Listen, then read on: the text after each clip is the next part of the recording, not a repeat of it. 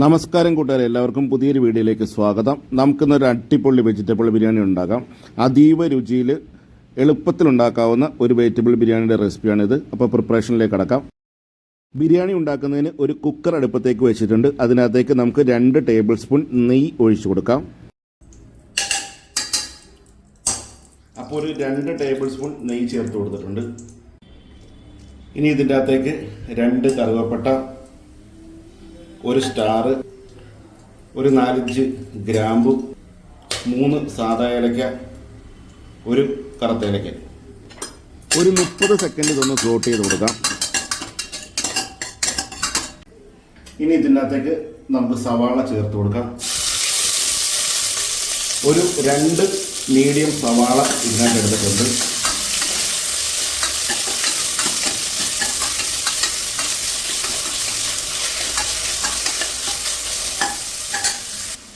ഇനി ഇതിനകത്തേക്ക് ഒരു 4 പച്ചമുളക് നെടുകെ പിളർന്നത് ഇട്ട് കൊടുത്തിട്ടുണ്ട്.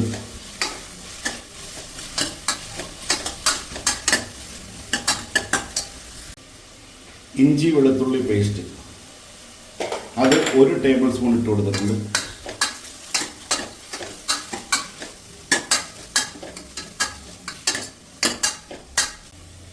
ഇനി ഇതിൻ്റെ അകത്തേക്ക് പുതിനയില, മല്ലിയില,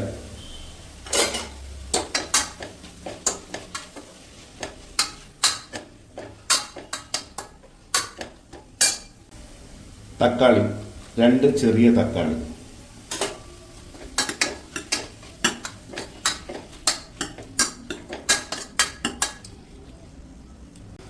ഇനി ഇതിനകത്തേക്ക് ബാക്കിയുള്ള സാധനങ്ങൾ ചേർത്ത് കൊടുക്കാം. ഒരു വലിയ ക്യാരറ്റ്, ഒരു വലിയ ഉരുളക്കിഴങ്ങ്, 8-10 ബീൻസ്, ഒരു ക്യാപ്സിക്കം. ഇനി ഇടാൻ പോകുന്നത് നമ്മുടെ പട്ടാണിയാണ്, അതായത് നമ്മുടെ ഗ്രീൻ പീസ്. ഞാനിപ്പോൾ ഇട്ട് കൊടുത്തിരിക്കുന്ന ഗ്രീൻ പീസ് കുക്കഡാണ്. ഗ്രീൻ പീസ് എടുത്ത് ഒരു 2-3 വിസിൽ നമ്മുടെ കുക്കറിൽ അടിച്ചതിന് ശേഷമാണ് ഇതിനകത്തേക്ക് ഇട്ട് കൊടുക്കുന്നത്. അതല്ലാണ്ട് ഇട്ട് കഴിഞ്ഞാൽ ഈ ഗ്രീൻ പീസ് വെന്ത് കിട്ടാനായിട്ടുള്ള സാധ്യത കുറവാണ്. അപ്പോൾ നമുക്ക് ഫ്ലെയിം ഒരു മീഡിയം ടു ഹൈയിലേക്ക് ഇട്ടിട്ട് ഒരു 2 മിനിറ്റ് ഇതൊന്ന് സോട്ട് ചെയ്ത് കൊടുക്കാം.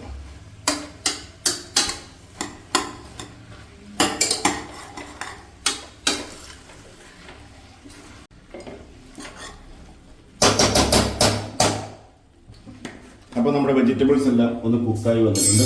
ഇനി നമുക്ക് ഇതിൻ്റെ അകത്തേക്ക് പൊടികൾ ചേർത്ത് കൊടുക്കാം. ഒരു 1/2 ടീസ്പൂൺ മഞ്ഞൾപ്പൊടി, ഒരു 2.5 ടീസ്പൂൺ മല്ലിപ്പൊടി, ഒരു 2.5 ടീസ്പൂൺ മുളക് പൊടി, ഒരു ടീസ്പൂൺ ഗരം മസാലപ്പൊടി. ഇത് വീട്ടിൽ തന്നെ വറുത്ത് പൊടിച്ചത്. ഇത്രയും സാധനങ്ങൾ ചേർത്ത് നമുക്ക് 1 മിനിറ്റ് മുതൽ 1.5 മിനിറ്റ് വരെ ചെറിയ ഫ്ലെയിമിലിട്ട് ഒന്ന് സോട്ട് ചെയ്ത് കൊടുക്കാം. അപ്പോൾ ഈ പൊടികളുടെയൊക്കെ പച്ചമണം മാറി കിട്ടും. ഇനി ഇതിൻ്റെ അകത്തേക്ക് ഉപ്പ് ചേർത്ത് കൊടുക്കാം. ഉപ്പ് ചേർക്കുമ്പോൾ ഉപ്പിച്ചിരി മുന്നോട്ട് വേണം നിൽക്കാനായിട്ട്. കാര്യം നമ്മൾ അരിയൊക്കെ ഇട്ട് കഴിയുമ്പോൾ, അരിയൊക്കെ ഇട്ട് ചോറായി കഴിഞ്ഞാൽ പിന്നെ നമുക്ക് ഇതിനകത്തേക്ക് ഉപ്പ് ചേർത്ത് കൊടുക്കാനായിട്ട് പറ്റില്ല. അപ്പോൾ നമ്മളിപ്പം ടേസ്റ്റ് ചെയ്യുമ്പോൾ ഒരു ഇച്ചിരി ഉപ്പ് മുമ്പോട്ട് നിൽക്കണം. അതായത് ഇച്ചിരി ഉപ്പ് അധികമായിരിക്കണം. എന്നാലേ നമുക്ക് അരി ഇടുമ്പോൾ അത് കറക്റ്റ് പാകത്തിന് നമുക്ക് ബിരിയാണിയിൽ കിട്ടത്തുള്ളൂ. ഇതിനകത്തേക്ക് തൈരാണ് ചേർത്ത് കൊടുക്കുന്നത്. ഒരു 1/2 കപ്പ് തൈര് ഇതിൻ്റെ അകത്തേക്ക് ചേർത്ത് കൊടുക്കുക. തൈര് ചേർക്കുമ്പോൾ നമ്മൾ ഫ്ലെയിം നന്നായി കുറച്ചിടണം. തൈര് ചേർത്ത് നമുക്ക് ചെറിയ ഫ്ലെയിമിലിട്ട് ഒരു 2 മിനിറ്റ് ഒന്ന് സോട്ട് ചെയ്ത് കൊടുക്കാം.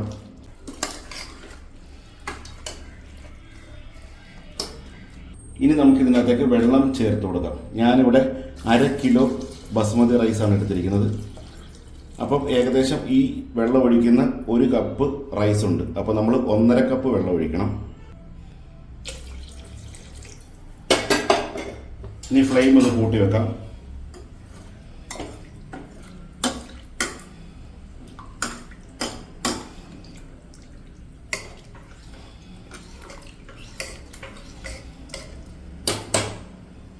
നമുക്ക് ഇതിനകത്തേക്ക് ഒരു ബേ ലീഫ് ചേർത്ത് കൊടുക്കാം.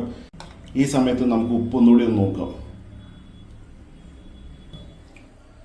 അപ്പോൾ ഞാനിപ്പോൾ ഒരു 1/2 ടീസ്പൂൺ ഉപ്പ് കൂടി ഇട്ട് കൊടുത്തു.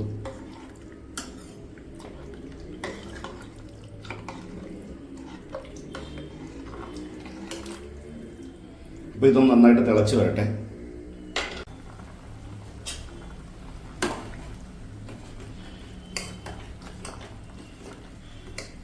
അപ്പോൾ നന്നായിട്ട് തിളച്ച് വന്നിട്ടുണ്ട്. ഇനി നമുക്ക് ഇതിനകത്തേക്ക് ഒരു 20 മിനിറ്റ് മേളിൽ കുതിർത്ത് വെച്ചിരുന്ന അരി ഇട്ട് കൊടുക്കാം. അപ്പോൾ അരി എത്രയാണോ അതിൻ്റെ 1.5 കൂടുതൽ വെള്ളം, അതായത് ഇപ്പോൾ 1 കപ്പ് അരിയാണെങ്കിൽ 1.5 കപ്പ് വെള്ളം, 2 കപ്പ് അരിയാണെന്നുണ്ടെങ്കിൽ 3 കപ്പ് വെള്ളം. ആ ഒരു രീതിയിൽ വേണം നമ്മൾ ഇതേപോലെ ബിരിയാണി വെക്കുമ്പോൾ വെള്ളത്തിൻ്റെ അളവ് ചേർക്കാനായിട്ട്. ഇത് ബസുമതി റൈസാണ്, ഇത് 1/2 കിലോ ഉണ്ട്.